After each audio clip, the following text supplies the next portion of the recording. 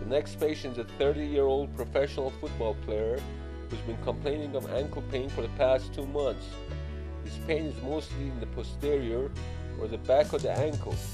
Pain and discomfort is worse when he extends or flexes the ankle. Pain interferes with his game, especially when he runs. Patient states his problem developed after switching to a new different type of sneakers.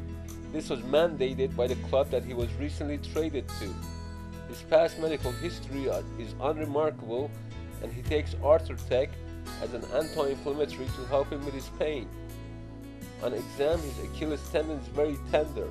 Even the slightest touch or palpation makes him uncomfortable. The diagnosis of Achilles tendonitis was confirmed by physical exam and use of an ultrasound. Achilles tendonitis refers to the irritation and inflammation of the Achilles tendon, which is located in the back of the ankle.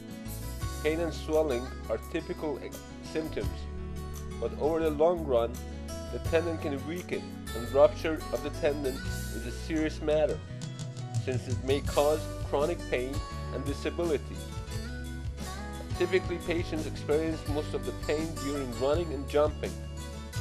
Changes in footwear and training schedules, as reported by this patient, could be a contributory factor to development of Achilles tendonitis. Treatment is RICE, which stands for rest, ice massage, compression, and elevation. Avoid injection of corticosteroids, which may be harmful in the case of Achilles tendonitis.